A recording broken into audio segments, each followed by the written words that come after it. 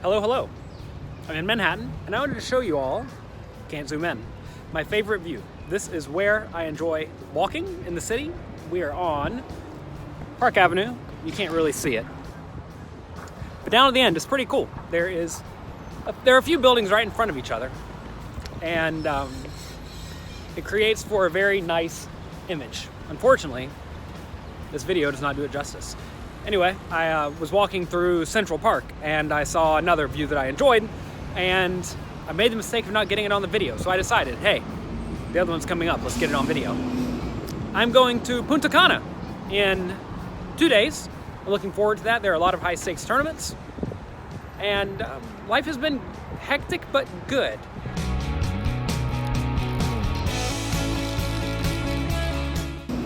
I'm going to Punta Cana in 2 days. I'm looking forward to that. There are a lot of high stakes tournaments, and life has been hectic but good. I am pretty caught up on all of the day-to-day routine things like making poker coaching videos and weekly poker hand videos. So that's good. I'm in the process of making a very big course for you all that is taking me much longer than expected because I want to do it right and I want it to be comprehensive. So today, I'm going to go buy groceries for James. I have to make him food. That is one of my weekly tasks, is to make sure he has enough food to eat, which usually just consists of sweet potatoes, green beans, peas, carrots, beets, apples and pears, or whatever else is in season, whatever's fun. So I'm going to go make sure he has plenty of food for while I'm gone, which is usually going to mean cooking purees for the next 3 hours in my spare time. And tomorrow I have a poker coaching webinar and also a float the turn webinar. I had to reschedule everything to put them on the same day, which is something I normally don't do, but it's what I had to do this time because I am going on an impromptu trip to the Caribbean for 10 days. So that's that. While I'm in the Caribbean, hopefully I'll get to play some online, but we'll see. The main priority is obviously the gigantic poker tournaments that are there. So I'm gonna go play those. I'll do my best. I guess next time you see me, I'll be there.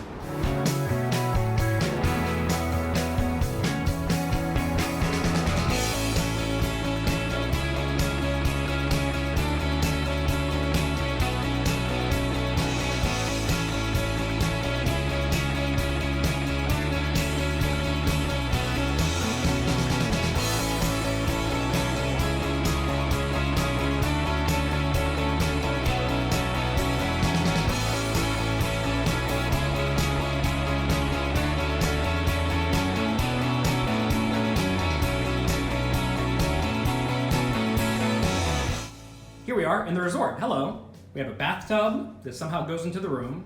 It's not going to be too useful on this trip because I'm here by myself. And then we walk through here. Then we have, I missed the bedroom. Here's the bedroom. Here is a little living room. And then here's the view. Right down there, there's the restaurant. And that's it. I'm excited. I'm going to relax today, which is something I don't get to do enough of. And then tomorrow I'm gonna go play the $10,000 tournament. I'm looking forward to it. Hopefully some people show up. And if not, they have a $1 million guarantee, so they have to get 100 anyway. If they get 30, that would be perfect.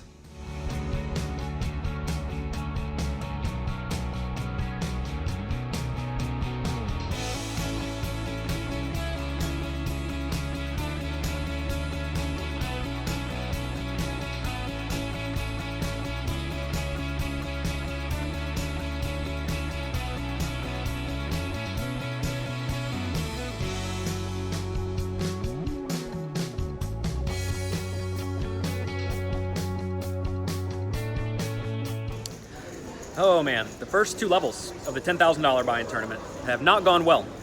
I lost basically every hand I played. I had a few bluff spots, all of them failed. I had, what'd I have? Oh, I had pocket queens, lost to ace-9. In a 3-bet pot, the opponent bet the flop, I called. Turn was an ace, I check-called a bet. River was another ace. I wish it wasn't an ace, I probably could have folded. But since there were 2 aces on the board, I think you have to be much more inclined to call. Anyway, I called, and I lost. And then later, a guy, Aussie Matt, you may have seen him on what's it called? The show, Poker After Dark. He's quite aggressive. He shows up to the table, plays every pot, makes set over set, gets down to 50 big blinds.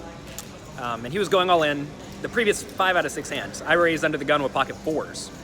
He went all in, and I decided to call. He has previously showed a 2 and a 3 when he has shoved. This time he had queen jack suited, and I lost the flip to get down to 60 big blinds. So now the blinds are going up. I'm probably going to have, I don't know, 30 or 40 or 50. And I guess I have my re-entering shoes on.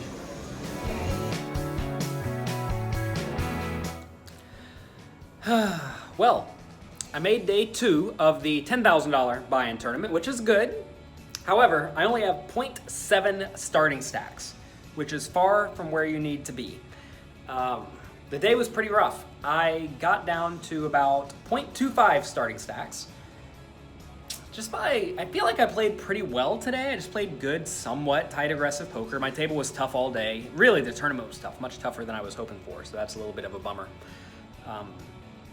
And my bluffs didn't work. I made the second best hand a time or two, and next thing you know, I'm down to 20 big blinds. And then every time I got down to 20 big blinds, I would double. I won jacks against 9s. Then I won king jack against 10s. Then I won ace king against 10. So I won all of my all-ins. And that took me from about 250K to 500K to about 800K. And that's where I ended the day. So tomorrow we're starting at 24,000 big blind. They started with 1 million chips just to confuse everyone. No one knew how to put the chips in properly because they're starting with 1 million. So anyway, I'm gonna have about 30 big blinds tomorrow, and if I bust, you can re-enter for 4 hours, but I don't think I will unless somehow the tournament gets soft or it's obvious there's gonna be an overlay. So they guaranteed 100 players. If with like 10 minutes left, I see that they have 85 players or fewer, I'll play again for sure. Just because when you buy in for 10,000, it's kind of like you're buying in for 11,500, so they're giving you 1,500 for free, give or take a little bit. That said, I think there's 70 people right now, so I kind of think they're gonna get their guarantee. There's also a $1,000 tournament going on where they're guaranteeing 1,000 people play, and I think they'll probably get about 750 for that. So when you buy in for 1,000, it's like you're getting whatever it is, 1,300. So I might hop into that. I don't really know what I'm gonna do. Hopefully though, I just run up my current stack and don't have to worry about rebuying at anything. So anyway, now I'm back in the room. I'm gonna have some room service. I'm gonna go to sleep. So yeah, so far it's been fun.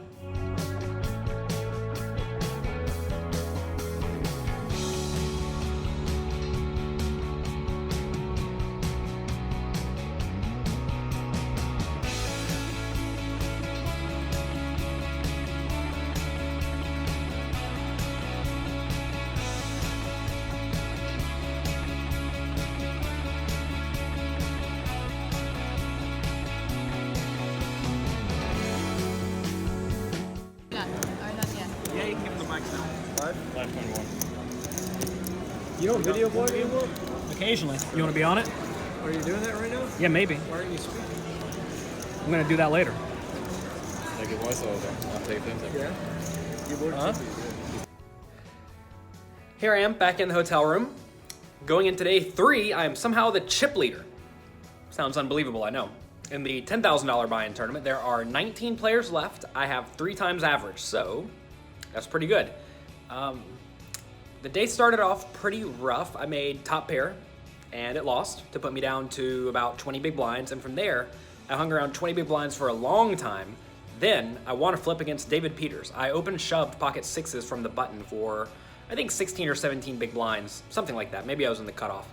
And he had ace jack and either the small blind or the big blind, and I won. And then from there, I had about 40 or so big blinds, and I beat Jake Schindler out of every pot we played. We played a bunch of pots, and I won all of them. It's kind of like a joke, really. All of my bluffs worked. All of my value bets worked. It was quite comical. And then at the end of the day, I played a big pot where I 3-bet kings from the big blind versus the button. I 3-bet big. Flop came 7-4-2, 2 clubs. I had the king of clubs. I bet small. He called. Turn was a king of diamonds, so I have top set. I have the nuts. I bet kind of small on the turn. He called. River was a 5 of clubs, so now there's a The random ace-x guts shot got there as well as the flush draw. I checked the river, he third potted or so, and I called and he showed bottom set. So I was a little bit unlucky he didn't just raise the flop or raise the turn with bottom set, but I think he clearly played it fine, and once I checked the river, he obviously has to value bet. So anyway, that left me with 15 million chips, good for the chip lead. I think the next highest chip stack is 10 million, and when we get into the money, average will be 10 million.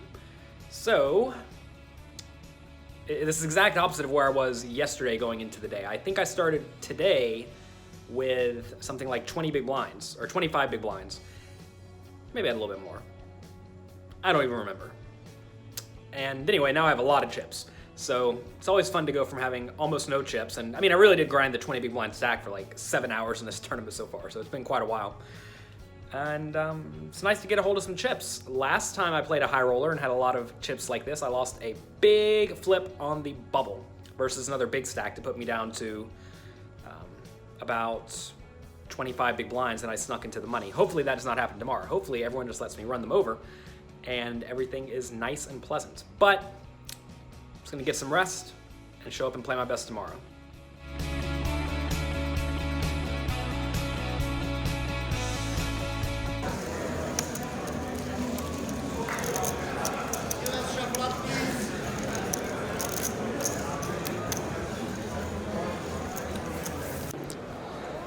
We are on the bubble of the $10,000 tournament.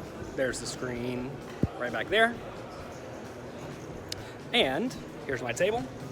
I have about 2 times average. The problem though is they put the one big stack in the tournament directly on my left. So I've been fighting with him a little bit, but generally try and stay out of his way and try to not do anything too ridiculous. So yeah, 12 remain, 11 get paid. I am going to try to not bubble myself. I've had the propensity to do that. And we're gonna keep grinding it out. So we're at the final table. We're gonna go way back there and play. The bubble went well enough. I think I'm in the money with about 20 million chips, which is 2 times average. It's a good spot to be. We're guaranteed $30,000 at the moment. That's certainly not the goal. We're gonna try to win. First place is 275. Like I said, I had the big stack on my left on the bubble, but he didn't really mess around too much. To be fair, I played pretty tight. I made a few decent bluffs and they all worked, so that's lucky. But yeah, it's a very tough final table. There are no soft spots at all. Maybe it's me, who knows, I'm the American fish. And we'll go back and we'll give it a whirl. 10, 14,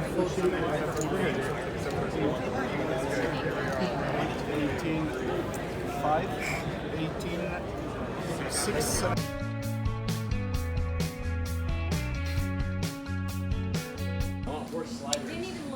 We are currently on break. We're down to 5 people in the $10,000 tournament. I feel like, well, I've called a few times on the river and I've been wrong every time, which is a bit annoying, but it's probably just okay against good players. One hand, I'm kind of annoyed at myself about, I had the worst blocker card to have in my hand. I had a queen of diamonds, and a lot of the draws that would bluff would be queen high diamonds, and clearly you can't have that. But I made a pair on the river, which is a little bit unfortunate. Actually, all these pots I've lost have been like 4 big blind river bets, and I don't know why I'm even annoyed. Anyway, I have 26 million out of 100 million in play, which is a good amount, 25% of the chips or so, with average being 20%. My brain is always frazzled when I'm at these final tables. I can't even think straight whenever I'm away from the table. At the table, I'm good, but whenever I'm on a break, I'm like, ugh. So adrenaline's a hell of a drug. Anyway, I'm gonna go back and play. Sam Greenwood's on my left with the chip lead. The stacks are set up such that there are 2 30 big blind stacks and then 3 80 big blind stacks. And I guess we'll see how it goes. It's one of these spots where I don't know how crazy Sam's gonna be or if he's gonna be reasonably sane. We may have to put our gambling shoes on though. I guess we'll see.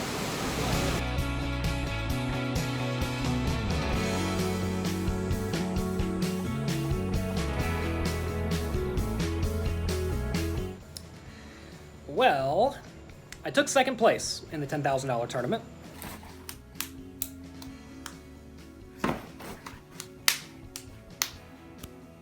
Heads up, it started off great. I was winning every pot, and then my opponent decided to not fold anymore. The guy from Norway. So then all my bluffs started failing. The problem is all I had was bluffs. He decided to run a big bluff on me one hand where I had ace-jack. I raised, he 3-bet, I call. I thought about shoving pre-flop, but he'd been a little bit snug, and I think we had like 40-something big blinds. So I called, flop comes king 7-7. He bet, I called with the overcard. Turn was a queen.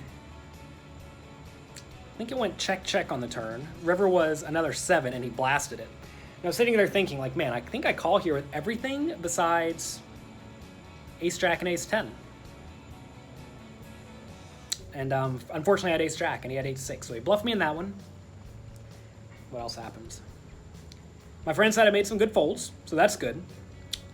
And the final hand, I had about 22 or 23 big blinds, I think. He open-shoved. He had been open-shoving a lot. And I had pocket threes. Normally a spot where I may at least consider folding, but he had been shoving a pretty good amount, so I thought he for sure had ace-2 and ace-3 in his range.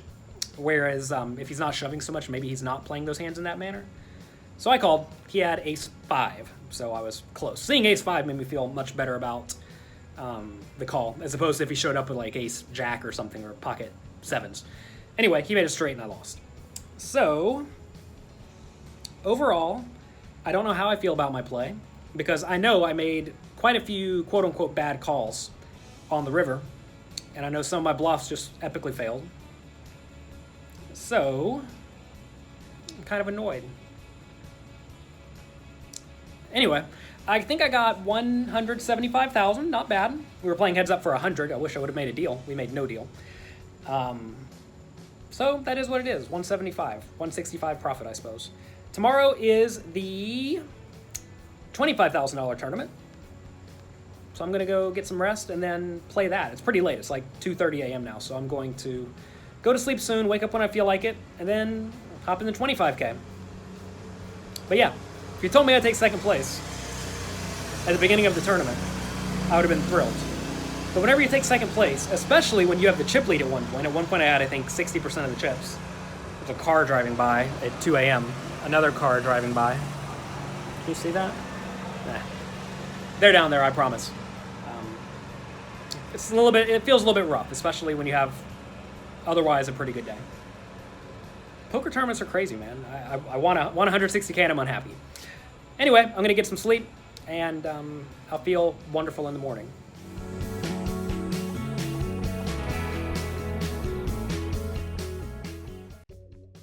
Here is a bit of footage from me playing the final table of the $10,000 buy-in tournament. Here I am, heads up against Stokan, not sure how to say his name. This was the final hand. I've already went through a lot of the other hands over at jonathanlittlepoker.com/175000 cash. So 175,000 cash. And you can see my thoughts on a lot of hands there. Here's the final hand where he shoves all in for my 27 big blinds. So whenever I do eventually call with these pocket threes, a lot of people on Twitter were giving me crap saying that, what are you ahead of? But that's not actually how poker works. So first thing you want to do is get out a calculator and figure out how often you need to win when you're putting in 26 big blinds to win a 54 big blind pot, right? So 26, we have to put in 26 more to win a total of what's going to be 54. 27 times 2 is 54. So we need to win 48% of the time. So let's call it 47.5% for fun. All right, now let's get out the range analyze or the Equilab and give ourselves pocket threes and give our opponent a range that we think is reasonable. Now, I don't know what a reasonable range actually is because I don't really have a 27 big blind shoving range. However, hands that do make logical sense to me would be something like these, and maybe something like these. These are all fairly obvious, mainly because they do have a lot of equity. They can profitably shove. Also, min raising and folding is not so attractive, and limping is marginal as well. So let's say his range is this. As you see, we have a solid 52% equity. We only need to win 48.5% of the time, and we're going to win 52% of the time, so seems like a pretty easy call. I do want to make it clear that heads up, you should be looking to take any edge you can against a player who is good, and my opponent is a world-class player. He very easily could just be better than I am. So I should be looking to take any plus EV spot, in my opinion. So if that's his range, this is an easy call. So what you want to do in these spots is try to construct a reasonable range where you actually don't have 49% equity. So let's try to do that. You always want to ask yourself, what makes this situation worse for me? Well, what makes it worse is adding in overpairs. I mean, as you can see, if I add in maybe a bunch of marginal suited stuff like this, maybe some big offsuit hands, it's going to make me get closer to 50-50, but it's not actually going to kill me, right? So now you see adding in those overpair or the overcards doesn't really change my equity that much. It just makes us closer to 50-50. And we could add in as many overcards as I want. It's not really going to make me an underdog. What's going to matter is he pushing these overpairs? If we push his pocket tens, you see now we're close to break even, right? And this is really about the worst case scenario. We are somewhere right around break even. And that's kind of crazy to think that really the only hand we're beating here is ace 2 and pocket 2s. But the fact that those exist in the range is often going to be enough to make this a profitable call. Some people were saying that, I think his shoving range is, they were just doing a straight up range like this. And that would be ridiculous. The main reason that's ridiculous is because he's certainly not just open jamming aces, kings, queens, jacks. You want to play those in other manners. And even then, as you can see, if I'm against this ridiculously strong range, I still have 47% equity, so it's just a barely bad call. But I can pretty much guarantee you what almost all competent players are shoving with in this spot are going to be small and medium pairs, like these, ace X's, maybe up to ace 9, and then maybe some suited ace X's as well. Maybe not even the suited ace X's. Maybe not. And then the opponent may add in a smattering of these like good suited connected hands. I don't know. Maybe a few big offsuit hands. But no one is shoving aces, kings, queens, jacks, etc. And looking back, I went back and watched the replay, of course. Because again, you can see my thoughts on all the big hands I played at jonathanlittlepoker.com/1750000cash. And he shoved 2 times earlier, just open shoved. Both times he had ace 4 offsuit, so story checks out. One time I limped and he shoved. He had ace 8 offsuit. Again, story checks out. And he had ace king suited heads up one time as well. And he did not shove that. He raised it normally. As you can see, here in the game, I actually am somewhat unhappy about this because I know it's close, right? The thing is, though, is that it's almost never worse than 50%, or the threes are almost never worse than 50% against any logical big shoving range. So I did end up making the call, and unfortunately for me, I lost. See if we can fast forward just a second without messing with this.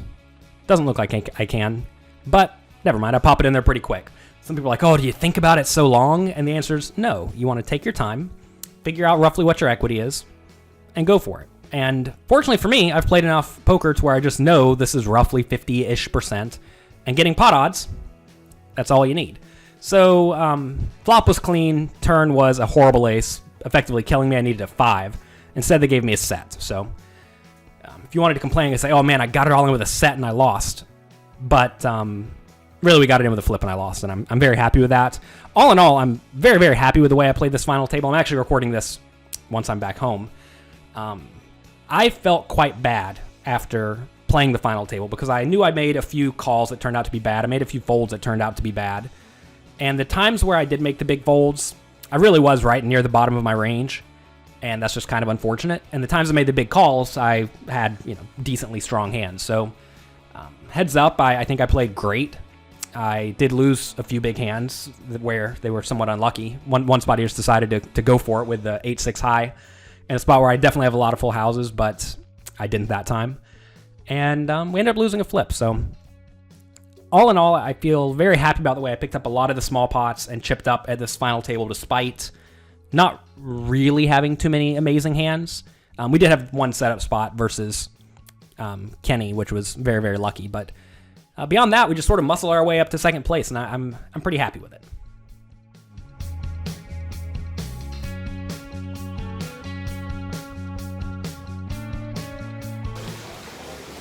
Good morning. As expected, I feel way better this morning. That's typically how it goes. I watched some of the heads-up game last night, and my opponent had the best hand every time. So I guess that's okay. You can't be too sad whenever he makes the best hand every time. So I thought I was going to sleep until about 4 p.m. Instead, I woke up at 9. So I decided to book a massage. Massage is at 11. I just had breakfast. It's currently 10:30, so I'm walking there. It's apparently a 10-minute walk to the spa. Today, I have some options. There's a $25,000 tournament, which I assumed I was going to play because I thought there was nothing else.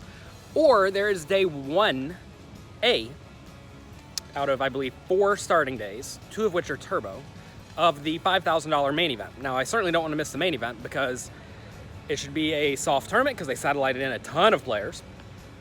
And there may be overlay. So the plan is to play the 5K. If I bust,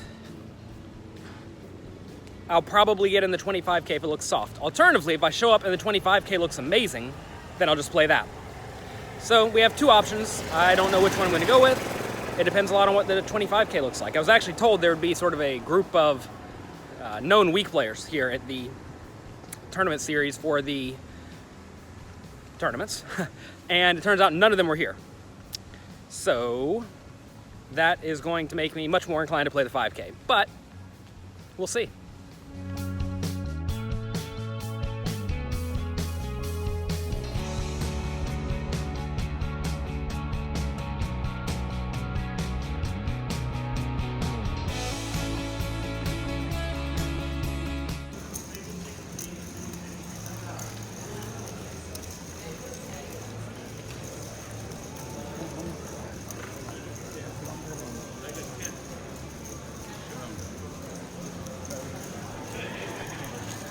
That easy.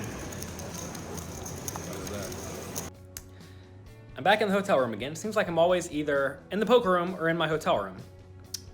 Believe it or not, I do go out to dinner every once in a while. Tonight I went to the buffet and had a lot of fish and carrots, and it was pretty good. I made day 2 of the $5,000 tournament with a little bit less than a starting stack. I have 850,000 chips. We started with 1 million. I made a set against top pair early in the day and got 200 big blinds in, maybe 180 big blinds in, to almost double up. And from there, I didn't really win any hands. It's one of those days where everything I tried didn't really work, but it went fine enough. I had Mike Sexton on my ride all day. We got to talk about lots of fun stuff. Mike Sexton's a great guy. If you ever see him, feel free to say hi. He's nothing but nice. He kind of did the same thing that I did, where he made it through the day with a little bit less than starting stack, which is far from ideal. You would have preferred to just go to the beach.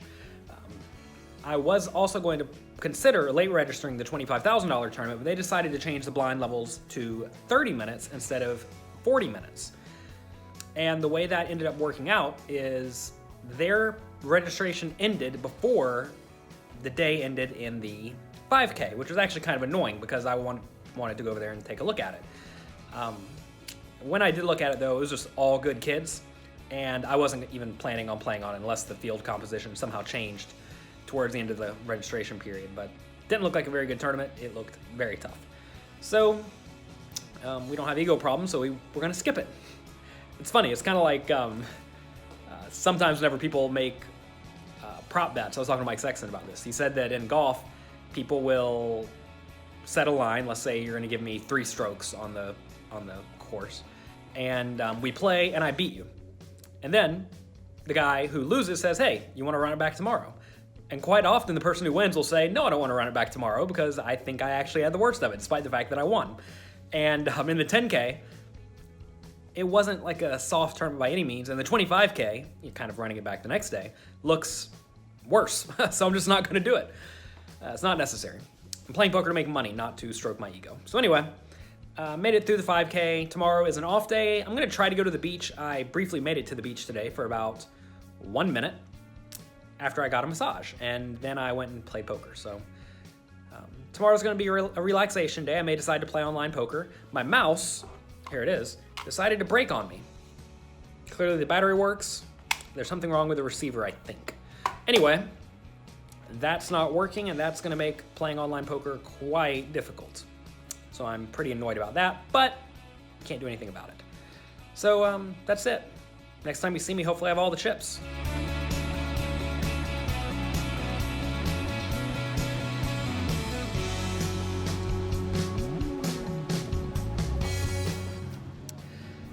today is the off day. I'm gonna hang out at the beach and enjoy myself unless it starts raining. There are some clouds looming. This is my first time making it down to the beach, besides walking down here very briefly for a split second. And I usually have a tough time going to the beach because it requires you to sit and chill and do not a whole lot. And I have a hard time doing not a whole lot. I brought a book. I may read that. I don't even remember which book I brought. I brought my iPad. I'm probably going to try to not watch the iPad. I do want to watch the replay of the 10,000 final table. It's always good to see what people are saying about your play and see if people are completely owning you. And then I'm going to relax. There's a 25K today. I have a little piece of someone at the final table, so that's going to be a fun sweat.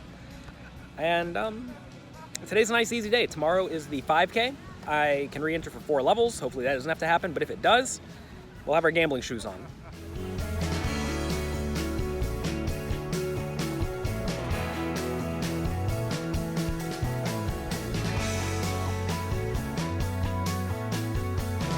Thousand in numbers. I can't do it. You've got a 1, right? Write it in letters. You've got Yeah, one spell and it a out. comma, Yeah. and then what? You've got a 0 there. I can't think. My head's gone. 3 0. 3 zeros. 0, 0. No, 2 zeros.